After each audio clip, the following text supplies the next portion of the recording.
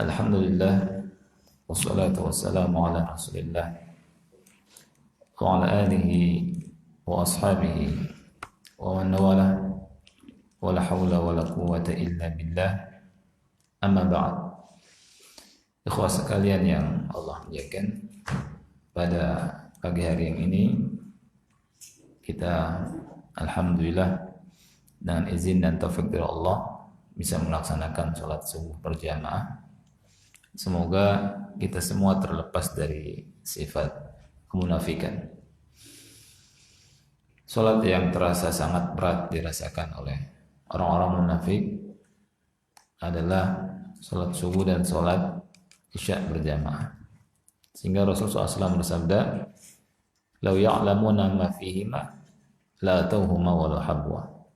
Sekiranya mereka mengetahui pahala yang ada pada keduanya dan siksa yang Allah siapkan bagi mereka yang tidak mau taat kepada Allah untuk sholat berjamaah di masjid, sholat subuh dan sholat isya, niscaya mereka akan mendatanginya walaupun sambil merangkak. Ya.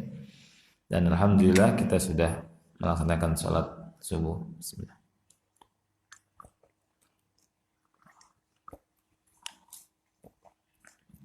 Ikhwah yang Allah muliakan,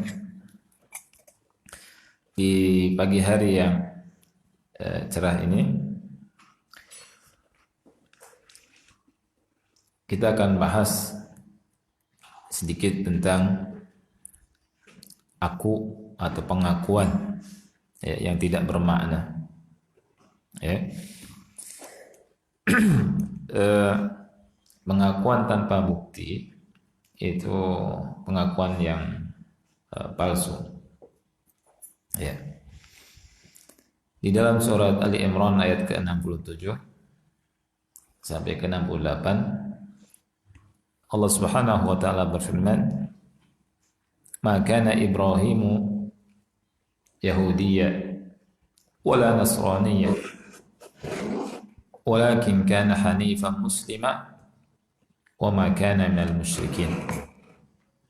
Inna awla an-nasi bi Ibrahim الذين اتبعوه وهذا النبي والذين آمنوا والله ولي المؤمنين." Artinya, maka Ibrahim Yahudiyah wala Nasraniyah. Ibrahim itu sekali-kali bukan Yahudi dan bukan Nasrani. Walakin kana hanifan muslimah. Tetapi Ibrahim itu adalah orang yang hanif dan muslim, dan sekali-kali bukan termasuk dari orang-orang musyrik. Ya. Kemudian Allah berfirman di ayat selanjutnya, "Inna awlan nas," sesungguhnya manusia yang paling dekat dengan Ibrahim adalah siapa? "Lalladzina taba'uh," orang-orang yang mengikuti Ibrahim. "Walladzina amanu," dan orang-orang yang beriman. Dan Allah sebagai pelindung untuk orang-orang yang beriman, untuk semua orang yang beriman. Ikhwah sekalian yang Allah muliakan, orang-orang Yahudi itu berkata Ibrahim minna, Ibrahim adalah dari kami. Ya, nah, kami berada di jalannya Nabi Ibrahim. Itu siapa yang berkata demikian? Yahudi. Orang-orang Nasrani, Ibrahim minna. Kata orang Nasrani, Ibrahim dari kami. Kami berada di atas jalannya Ibrahim. Ini akuan mereka. Ya. Allah bantah mereka. Ya. Karena pengakuan saja. Tanpa apa? Bukti. Sehingga Allah berfirman, "Ma kana Ibrahimu Yahudiyya wala Nasraniyya." Ibrahim sekali-kali bukan orang Yahudi, bukan orang Nasrani. Bukan dari Yahudi, bukan dari Nasrani, dibantah sama Allah. Walakin kana hanifan muslimah. Tapi Ibrahim itu hanif, lurus, ya, dan muslim, dan bukan orang musyrik. Nah, siapa orang yang paling layak dekat dengan Nabi Ibrahim? Siapa orang yang paling layak bersama Nabi Ibrahim? Dijelaskan oleh Allah, ya, inna awlan nasi bi Ibrahim lalladzina taba'u. Yang paling layak dekat dengan Nabi Ibrahim adalah orang-orang yang mengikuti Nabi Ibrahim. Ya. Ada pelajaran menarik ikhwah fillah dari ayat yang kita baca. Banyak orang mengaku kami ahlus sunnah wal jamaah, ikut Nabi Muhammad sallallahu alaihi wasallam. Ya. Sehingga ada penyair berkata kullun yad'i waslan bi Laila wa Laila la tukirru bidzak. Semuanya mengklaim punya hubungan dengan Laila, tapi Laila tidak mengakuinya.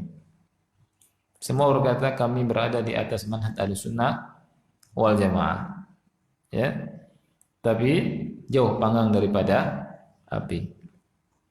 Ya, ikhwas sekalian yang Allah muliakan, kalau kita ingin diaku sebagai umat Nabi Muhammad SAW, ya, sebagai ahlu sunnati wal jamaah, maka hendaknya kita paham apa itu sunnah, dan hendaknya kita ngerti apa lawan dari sunnah, yakni bid'ah, sehingga kita menjauhinya.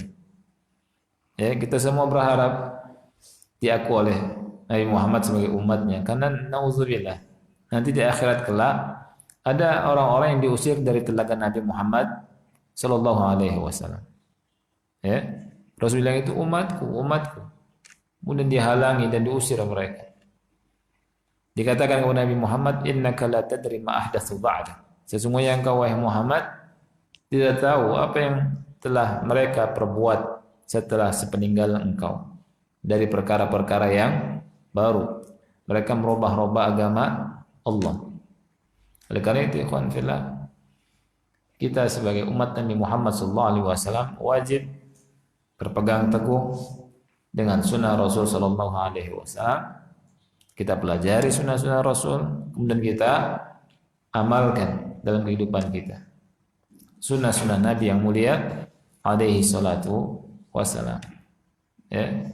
Dan sunnah Nabi SAW tidak identik dengan teroris atau radikal, nggak ada. Ya. Sunnah Rasulullah SAW adalah sesuatu yang sangat indah, yang insya Allah bisa menghantarkan seseorang akan bertemu dengan Rasul Sallallahu Alaihi Wasallam di jannahnya, di jannah Allah. Siapa yang tidak mau bertemu sama Rasul Sallallahu Alaihi Wasallam? Ya. Rasulullah SAW berkata, al-mar'u ma'aman ahab, seseorang bersama dengan yang dicintainya. Ya. Ketika kita mencintai Rasulullah SAW, mencintai sunnah-sunnah beliau, kita praktekkan semampu kita. Kita berharap Allah masukkan ke surga dan bertemu dengan Rasul Sallallahu Alaihi Wasallam. Ya. Jadi yang berhak dekat dengan Rasulullah SAW adalah bukan orang yang mengklaim, ya, kami ahlu sunnah tapi melakukan banyak bid'ah. Yang berhak dan dekat dengan Nabi Muhammad SAW adalah yang berittiba, mengikuti sunnah Rasulullah Sallallahu Alaihi Wasallam, fi'lan wa tarkan, ya, zahiran wa batinan. Ini yang berhak mendapatkan kedekatan bersama Rasulullah Sallallahu Alaihi Wasallam. Seperti perkataan Allah tentang orang yang dekat dengan Nabi Ibrahim. Inna awlan nasi bi Ibrahim, kata Allah, sesungguhnya manusia yang paling berhak dekat dengan Ibrahim. Siapa mereka? Sifatnya lalladzina taba'uhu. Ini orang-orang yang berittiba, ya, kepada Nabi Muhammad, kepada Nabi Ibrahim. Oleh karena itu ikhwan fillah, ada sebuah ayat disebut dengan ayatul mihnah, ayat ujian. Surat apa itu ayat ujian? Surat Ali Imran ayat 31. Bismillah. Ayat itu menguji mereka-mereka yang mengatakan aku cinta Allah. Ya. Allah berfirman, "Qul in kuntum tuhibbunallah fattabi'uni yuhibbukumullah wa yaghfir lakum dzunubakum wallahu ghafurur rahim." Qul, katakan wahai Muhammad, yang memerintahkan Allah, yang diperintahkan untuk berkata Nabi Muhammad sallallahu alaihi wasallam kepada kita semua. Katakan, in kuntum tuhibbunallah, apabila kalian mencintai Allah. Ya, setiap kita kalau ditanya kita cinta Allah tidak? Iya. Aku cinta Allah, kami cinta Allah. Tapi perkaranya bukan di situ saja. Ya. Yang harus kita perhatikan adalah apakah Allah cinta kita atau belum. Bukan aku cinta Allah itu mudah di lisan. Tapi masalahnya Allah cinta kita belum. Nah, di ayat ini Allah menjelaskan di antara cara mendapatkan cinta Allah adalah dengan berittiba, mengikuti Rasulullah sallallahu alaihi wasallam. Qul in kuntum tuhibbunallah, katakanlah jika kalian mencintai Allah, fattabi'uni, maka berittibalah kepadaku, ikutilah aku. Yuhibbukumullah, niscaya Allah mencintai kalian. Wa yaghfir lakum dzunubakum, dan Allah mengampuni dosa-dosa kalian. Wallahu ghafurur rahim, dan Allah Maha Pengampun lagi Maha Penyayang. Minimalnya berittiba kepada Rasul sallallahu alaihi wasallam mendapatkan dua hal dalam ayat ini. Yang pertama, mendapat cinta Allah. Siapa di antara kita yang tidak mau mendapat cinta Allah? Semua kita mencari cinta Allah. Kita ingin agar Allah mencintai kita. Ya. Nah, kalau kita ingin dicinta oleh Allah, ikuti sunnah Rasulullah sallallahu alaihi wasallam. Jenggot sunnah Rasul bukan? Sunnah Rasul sallallahu alaihi wasallam, sunnah wajibah. Ya. Tidak ada hubungannya sama teroris jenggot ada. Ini sunnah Rasulullah sallallahu alaihi wasallam. Celana di atas mata kaki, sunnah Rasulullah SAW bukan? Sunnah Rasulullah sallallahu alaihi wasallam. Ini sesuai dengan tentu tafsirnya, perinciannya tidak di sini tempatnya. Ya. Dan segala hal yang datangnya dari Rasulullah sallallahu alaihi wasallam, maka kita berusaha untuk ittiba. Ya. Mengikuti Rasulullah sallallahu alaihi wasallam. Walaupun manusia merasa aneh atau dikatakan radikal atau teroris zaman sekarang, ini ujian. Ya. Dan dunia sementara. Ya, kita kemudian ikhwan fillah, ketika kita mengamalkan sunnah Rasulullah sallallahu alaihi wasallam, kita harus bersabar.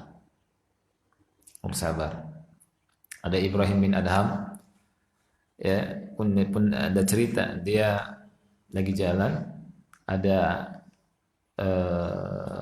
Yahudi bawa anjing. Kemudian lihat Ibrahim bin Adham jenggotan.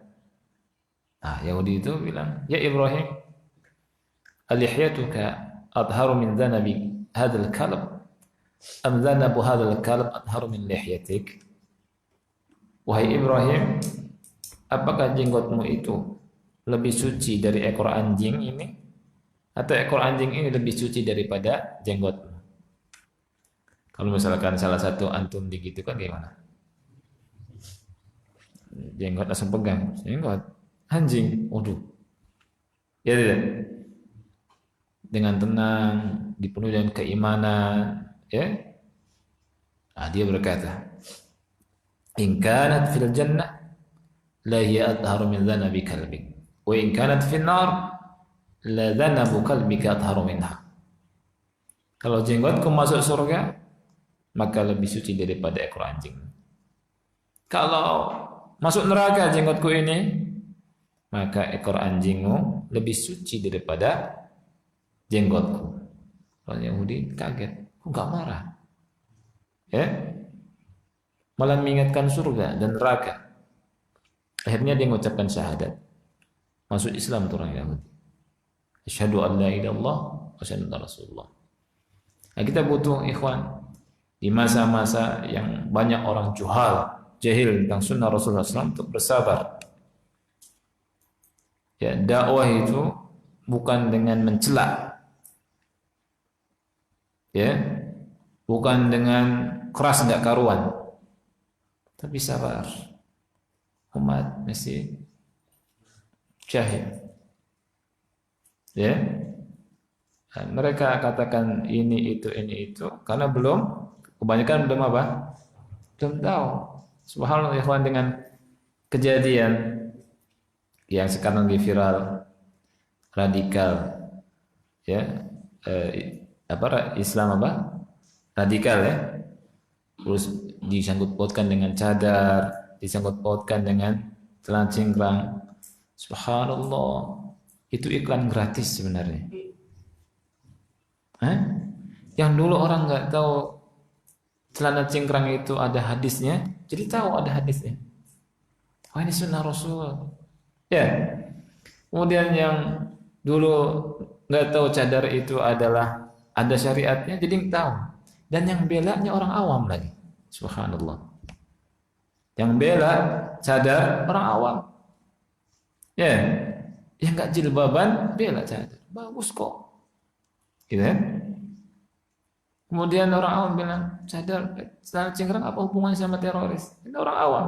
Dan orang jadi pada ngerti sunnah Rasulullah Sallallahu Alaihi Wasallam. Jadi subhanallah, jadi iklan gratis, ya, kayak sabar. Ya. Jadi karena apa?